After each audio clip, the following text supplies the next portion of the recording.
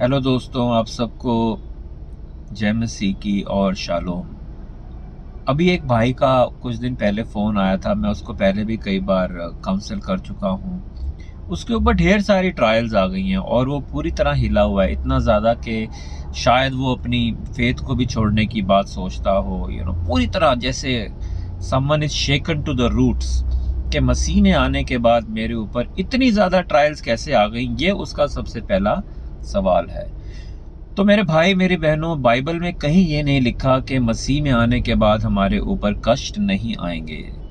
मसीह में आने के बाद सब कुछ सही हो जाता है। प्रभु चाहता है कि हम एक जयवंत जिंदगी जिएं, एक खुशहाल जिंदगी जिएं। परंतु प्रभु अपने वचन में ये भी कहता है, यूहन्ना 16:33 में हम पढ़ते हैं कि मैंने तुमसे ये बातें इसलिए कही कि मेरी शांति तुम में बनी रहे। इस संसार में तुम्हारे ऊपर दुख पीड़ाएं क्लेश होंगे, परंतु ढांढस बांधो, मैंने संसार को जीत लिया है। मैं इसको पैराफ्रेज कर रहा हूँ, थोड़ा सा एग्जैक्ट हो सकता है ऐसा ट्रांसलेशन में ना लिखा हो, कुछ वर्ड्स में डिफर। सो आप पढ़ लेना यूहन्ना 16:33।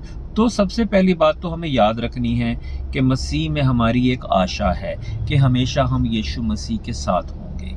ठीक है जी। परमेश्वर ने हम पे अनुग्रह किया, कृपा की, इसके लिए हमें धन्यवाद करना है। जब हम आजकल के हालात देखते हैं, आजकल कितना कोहराम मचा हुआ है, कई कंट्रीज़ में युद्ध छिड़ा हुआ है, महंगाई चरम सीमा पे है, कई जगह फैमिन है, कितने परेशानियां हैं इस संसार में। तो हमारे पास सबसे पहले एक आशा है। वो कौन सी आशा है? कि एक दिन हम प्रभु यीशु के साथ होंगे। आप ये सोचिए और अपने आप को आप खुद इंकरेज कीजिए कि अगर परमेश्वर की कृपा आप पर ना हुई होती, अगर परमेश्वर ने आपको अपने स्वर्ग राज्य के लिए ना चुना होता, तो आप भी नाश होने वाले रास्ते पे होते। क्यों? क्योंकि स्वर्ग का द्वार केवल यीशु मसीह है, मार्ग सत्य जीवन केवल यीशु मसीह है। वही अल्फा है, वही ओमेगा है, वही आदि है, वही अंत है। सब कुछ उसी के द्वारा उत्पन्न हुआ है। आपके ऊपर जब कष्ट आते हैं, सबसे पहले आप परमेश्वर का धन्यवाद करें। हर बात में हमें परमेश्वर का धन्यवाद करना है।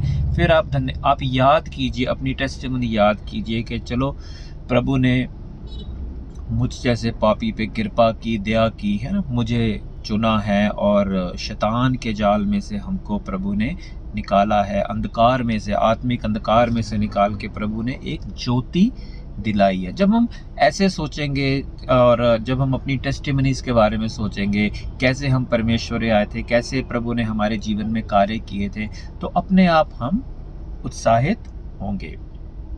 अब रहा इस भाई का सवाल, तो बार बार भाई फ़ोन करते हैं और वो डिप्रेशन मोड में गए हुए हैं और भाई मसीह में आने के बाद इतनी कष्ट कैसे आ गए। तो मैं फिर से बोलूँगा कि बाइबल तो ये नहीं कहती कि मसीह में आने के बाद आपके ऊपर कष्ट नहीं आएंगे। हो सकता है कष्ट आए, हो सकता है कष्ट ना आए, तो इसमें हम प्रभु को ब्लेम नहीं कर सकते। We live in a fallen world, है ना, प्रभु का वचन कहता है ना, इस संसार में तुम्हारे ऊपर दुख पीड़ाएं क्लेश आएंगे, ढांढस बांधो, मैंने संसार को जीत लिया है। और प्रभु यीशु अपनी वाणी में ये भी कहते हैं कि मैं तुम्हें अपनी शांति दिए जाता हूँ। अपनी शांति, अपनी शांति, प्रभु यीशु की शांति हम कब महसूस कर सकते हैं? जब हम परमेश्वर में बने रहेंगे, जब हम परमेश्वर के वचन में बने रहेंगे, जब हम संगति में बने रहेंगे, जब हम मसीह भाई बहनों के साथ संगति करना बंद नहीं करेंगे, जब हम प्रार्थना में बने रहेंगे। जब हम संगति करते हैं तो हमारी आत्मा को बल मिलता है, हमें बल मिलता है, एक दूसरे से मिलके हमको उत्साह प्राप्त होता है, इंकरेजमेंट प्राप्त होती है।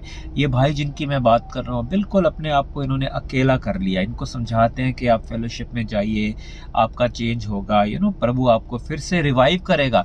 परमेश्वर के लिए कुछ असंभव नहीं है। परमेश्वर आपको हर परिस्थिति में से निकाल सकता है।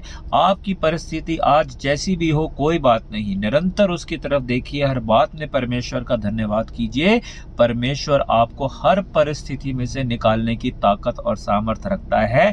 परंतु अगर किसी कारणवश वो आपको उस परिस्थिति में से नहीं निकालता, अगर उसकी मर्जी है कि आप उस ट्रायल में से होके गुजरे, तो निरंतर परमेश्वर का धन्यवाद करें, परमेश्वर को डाउट ना कीजिए, है ना। क्योंकि हमारा प्रेम ये सोच के कम नहीं होना चाहिए कि हमेशा ही हमारी ज़िंदगी बिल्कुल स्मूथ चलती रहेगी और उसमें कोई ट्रायल्स नहीं आएंगे। सो मेरी आज यही प्रार्थना है, अगर जो आप ये देख रहे हैं आपकी ज़िंदगी में कोई भी परेशानी, कोई भी दुख तकलीफ़ है, आप किसी क्लेश में हैं, कोई गहरा दुख आपके जीवन में है, तो मेरी प्रार्थना है कि प्रभु का आत्मा आपको छू के इसी समय शांति दे। शांति का परमेश्वर आपको इसी समय छुए और अपनी भरपूर शांति, प्रेम और आनंद से भर दे। हालेलुया। प्रभु जी, जितने भाई बहन देख रहे हैं उन सब को छू लीजिए। प्रभु जी, हम नहीं जानते वो किस दुख पीड़ा क्लेश में है, परंतु उन सब की प्रभु जी उन सबको आपके हाथों में सौंपते हैं। प्रभु जी, वो जो मांग रहे हैं पिता परमेश्वर, उसको आपके हाथ में सौंपते हैं। आपकी मर्जी उनकी ज़िंदगी में पूरी हो। इसी समय सबको छू लीजिए और सब तेरी शांति और आनंद को एक नए सिरे से महसूस कर सके। यीशु के नाम में आमीन। दोस्तों, आप मेरे लिए भी प्रार्थना करते रहिए। आप वचन में दृढ़ रहिए। जब नहीं भी मन करता तो वचन पढ़िए, है ना। इसी को अपना क्रूस उठाना कहते हैं। प्रभु का वचन कहता है कि जो मेरे पीछे हो लेगा, रोज़ उसे अपना क्रूस उठाना है। अगर हम यीशु के चेले हैं, जैसे हम लूका 9:23 में पढ़ते हैं। हमेशा परमेश्वर की ओर ताकते रहिए। ट्रायल्स आती हैं, घबराइए मत, उनमें से परमेश्वर आपको निकालेगा। संगति करना मत छोड़िए, बाइबल पढ़ना मत छोड़िए, प्रभु की स्तुति कीजिए और हमेशा हर बात में परमेश्वर का धन्यवाद कीजिए। और इस बात के लिए तो खास करके जब आपको समझ नहीं आता किस बात के लिए धन्यवाद करना है, कि हे प्रेमी पिता सामर्थी परमेश्वर, तूने मुझे चुना है और मुझ पर दया की है। अपनी टेस्टिमनी को याद कीजिए और उस महान परमेश्वर का धन्यवाद कीजिए। वो आपसे बहुत प्रेम करता है। आप सबको जय मसीह की।